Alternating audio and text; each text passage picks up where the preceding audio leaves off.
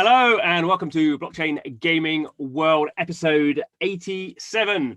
I'm your host, John Jordan, and joining me this week is Bob Miles from Salad. Hi, Bob. How's it going? Very well, thanks, John. And yourself? Yes, not too bad. I realised I've just forgotten to do my. I normally do my little sound machine thing. I forgot to do it. Let's do it now. Yeah, I'll need the sound effects. There we go. Right, we started properly. I bought a whole bunch of those sound machines, and I thought when I was going to do podcasts, I'd be one of these like wacky DJs who'd be pressing the buttons and doing things like. And I'm clearly not one of those people because I only ever use two sounds, one to start and one to end, and I've forgotten the starting one. But oh well, you've got to start somewhere. There we go. Right, so we're going to talk about what you've been up to for the last couple of years with Salad. But before we get to Salad, let's get to Bob. So how did you get into blockchain, crypto, and all that stuff? I've listened to a lot of podcasts in the crypto space, John, and it seems my answer is pretty familiar, pretty common, where there's these cycles in crypto, and you see the price rise every 4-ish years, and for me it was back in 2017 where I really started to take notice. I initially started getting interested when I first heard about Bitcoin back in 2013, but it wasn't really until 2017 that I kind of dipped my toes into the space in a big way. And really, it was my background. I've been in startups on the product side for over a decade now, and new technology. It kind of just I gravitate towards it, and I think it's a very typical story where at first blockchain is such a nebulous concept, but the more you start to understand, the more you go down the rabbit hole, the more you realize just how impactful this is going to be on our digital lives in the future. Yeah. And was there a particular moment where it maybe clicked for you, or where you was it a sort of a gradual thing? Or I mean, certainly for me, it was just I sat in a games conference, and there was like an afternoon of blockchain, and I was just like, whoa, sitting in the back. I didn't really know anything about it at all, and suddenly it's like, wow, I really just see this straight away, and I couldn't stop talking about it and bored everyone to tears. Yes, mate. Well, so I can't pinpoint the exact moment, but perhaps similar to yourself, I remember kind of the way that I first rationalized what this meant. We with the internet, with computers, we've always had Control C, Control V, copy paste, and that leads to infinite copies being able to be made, no scarcity whatsoever. And it wasn't until I wrapped my head around the scarcity aspect of blockchain and what that brings, along with being open and transparent and auditable. But really, when I first kind of rationalized it as, oh, this is digital real estate. And that's certainly true when you start thinking about NFTs and those non-fungible kind of ownership tokens. But really, when it was digital real estate when I first kind of rationalized it and understood exactly what this means for the future, and that understanding's kind of morphed more into thinking of it as property rights for me.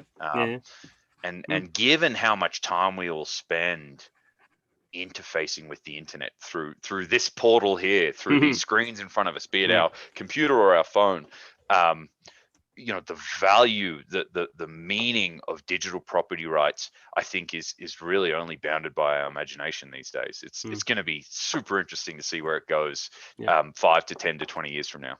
Good.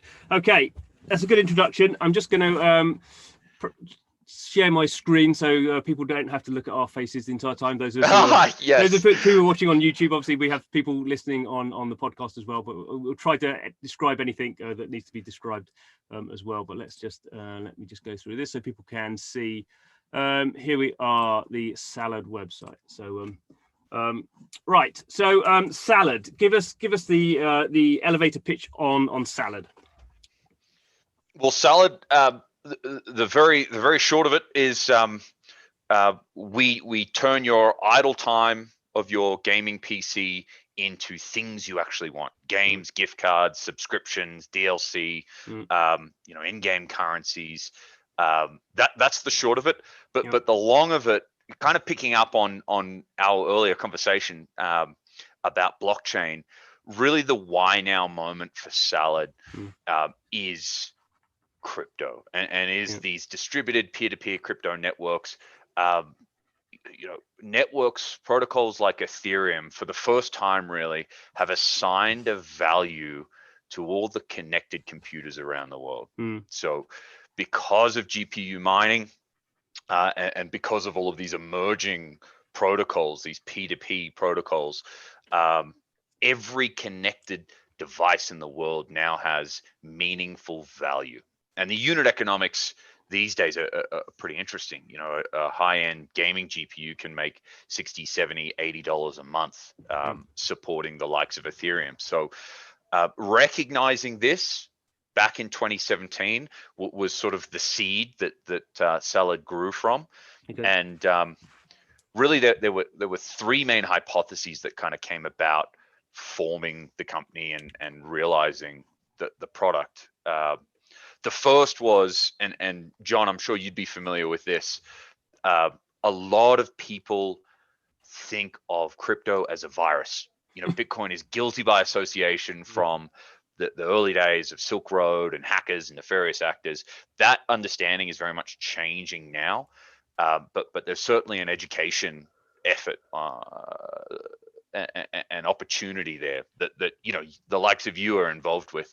Second thing we came to learn was that a lot of gamers are not technically apt to the point where they're going to download a mining library, configure it, manage their own private keys.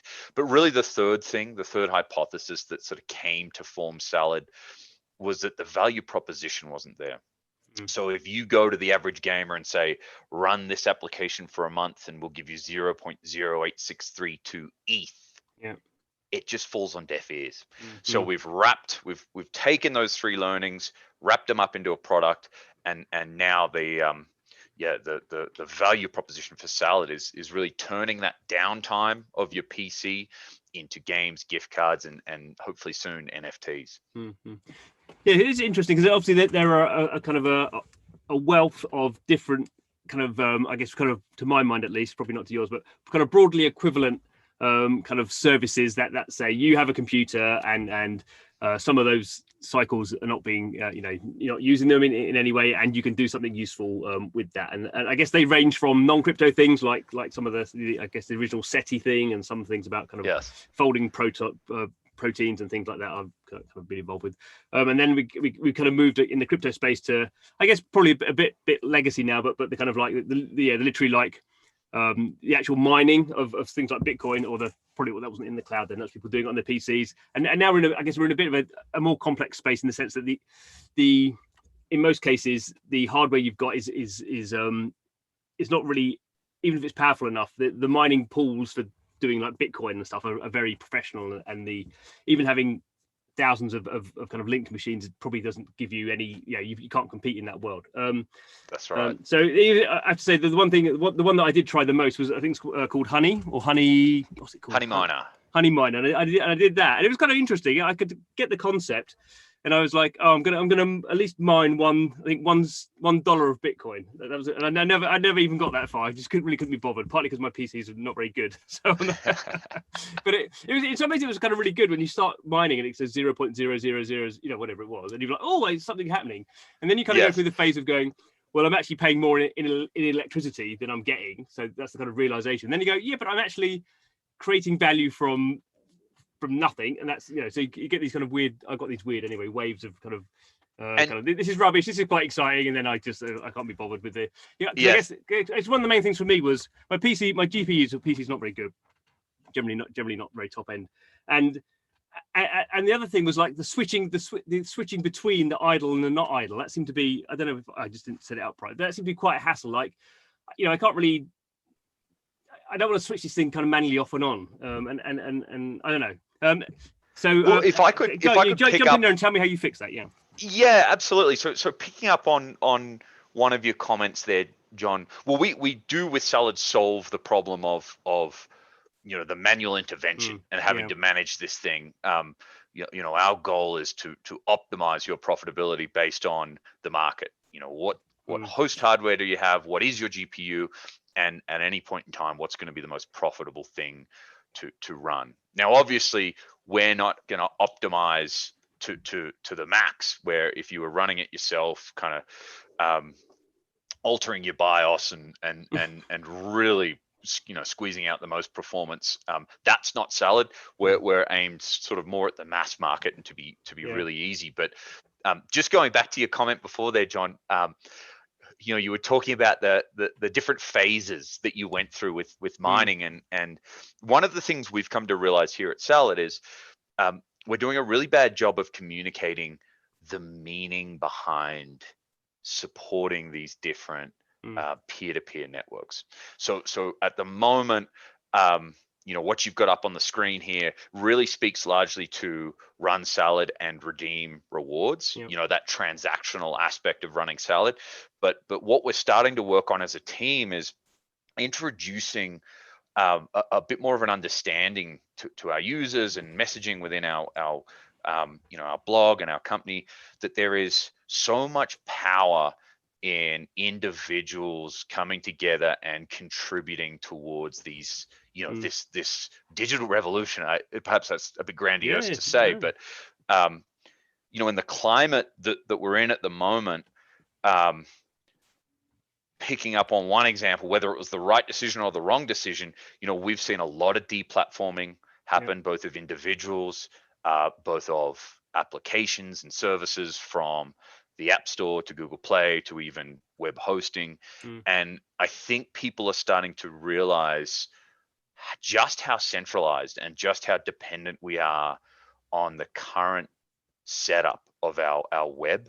So our digital lives really channel through these middlemen of the internet. So there's a grander mission here. There's a lot of meaning towards contributing as an individual towards these peer-to-peer networks, and in turn having a bit of control over what our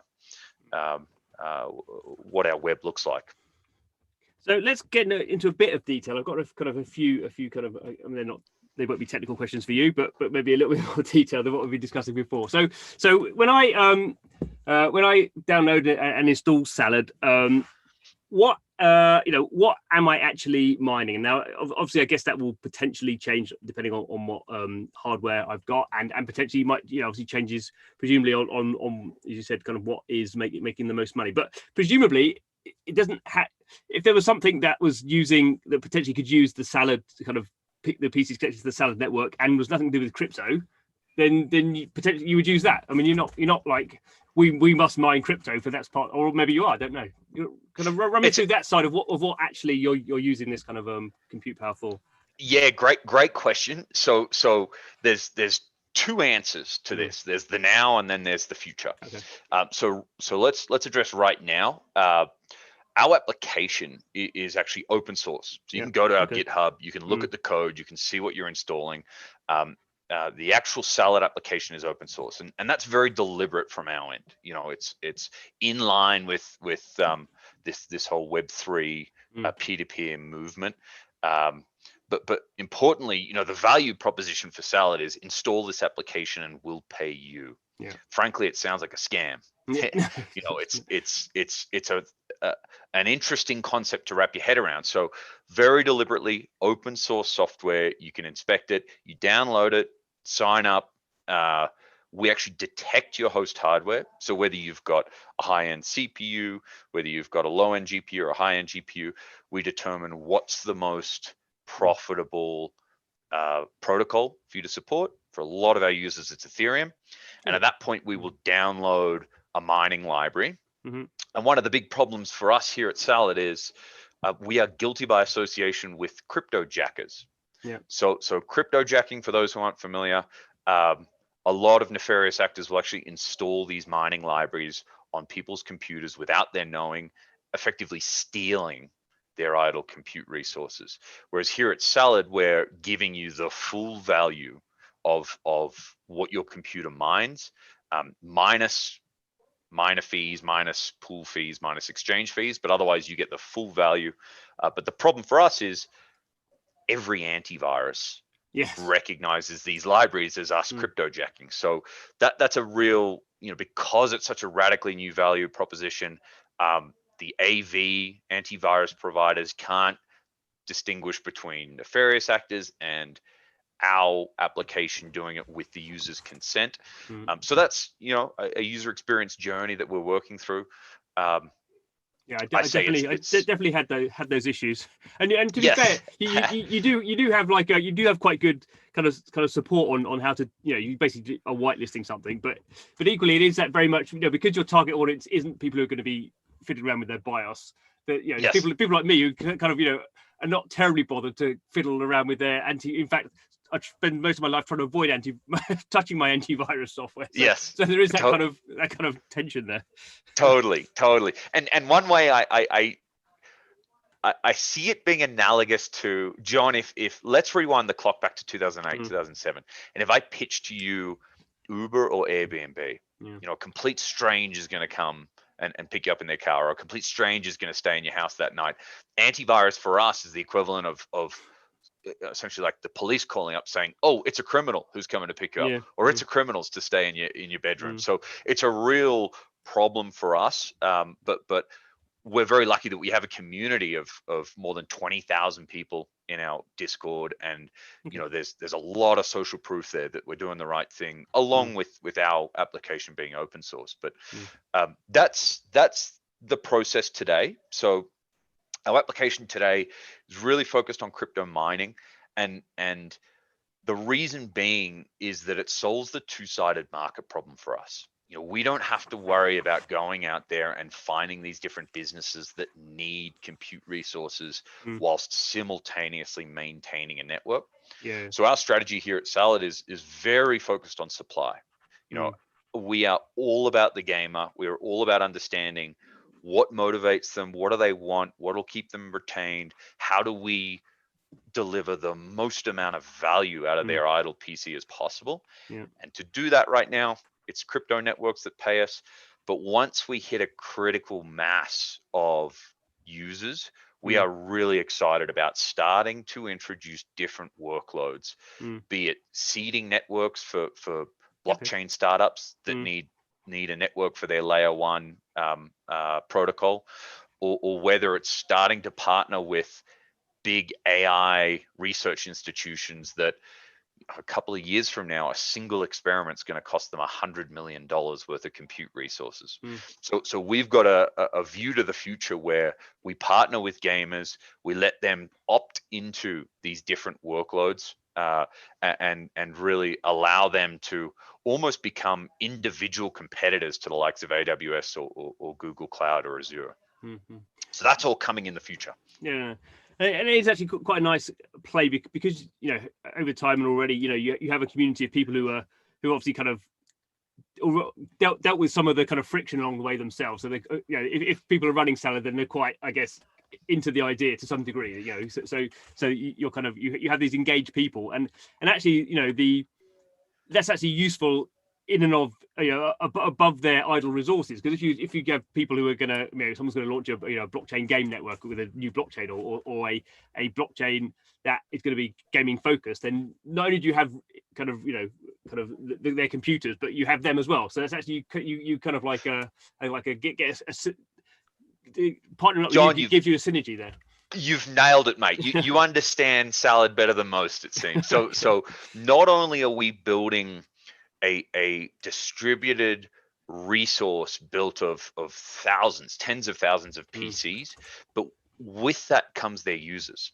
And our average unit economics at the moment are around 6 cents an hour is what the average Salad user generates. So if you run for a month, that's $1.50 a day. That's $45 a month. We've got thousands. It's 10,000 or more weekly active users generating this money, and they are targeted.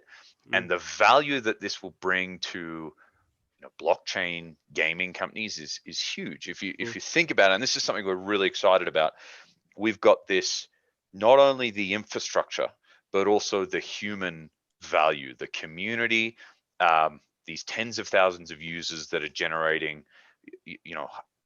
tens of thousands, hundreds of thousands of dollars per month that are going to be spent on games, gift cards, subscriptions, Discord Nitro is our most popular right now. Yep.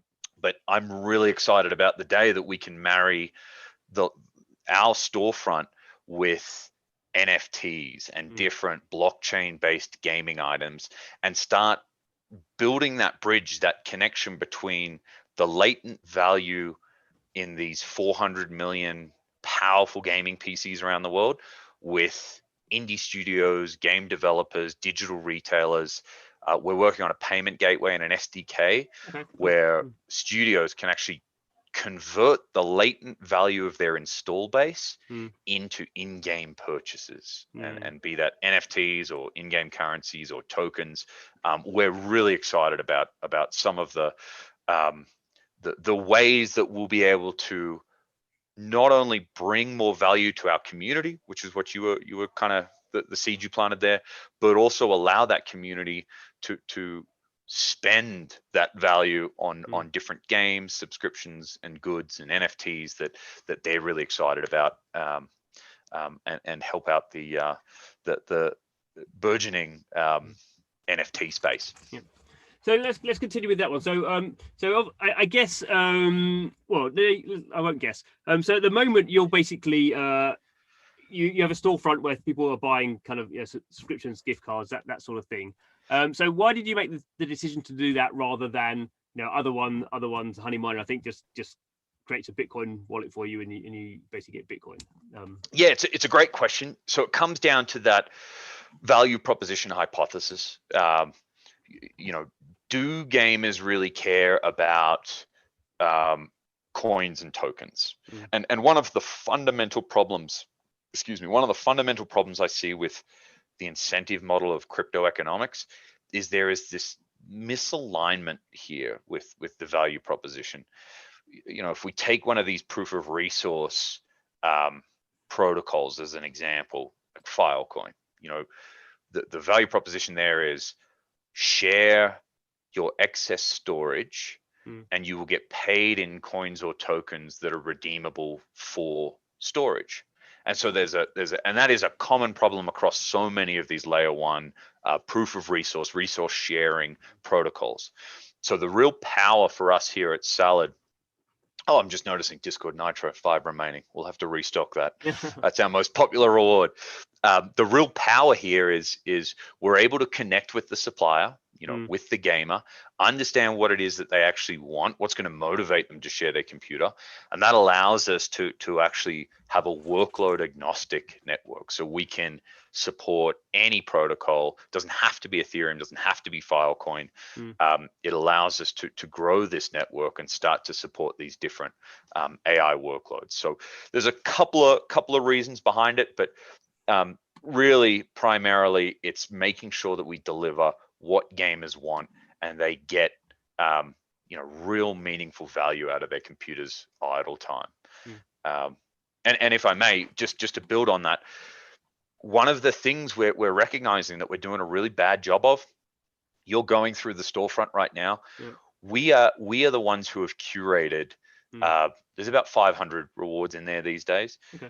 Who are we to decide what gamers want? We're not the ones. So that's the onus behind building Salad Pay. We want to create this payment gateway, this SDK, where we can give it to game studios, and they already know what their users want. They already know what their players want. So through our SDK, we'll be able to directly build that bridge and connect meaningful value directly to the user, rather than us trying to guess what 700 items should we put in our storefront here. At some point, maybe a long way down the road, but at some point, do you kind of have your own sort of crypto token that kind of encapsulates? It's not on our radar at the moment. It's a question that comes up pretty frequently.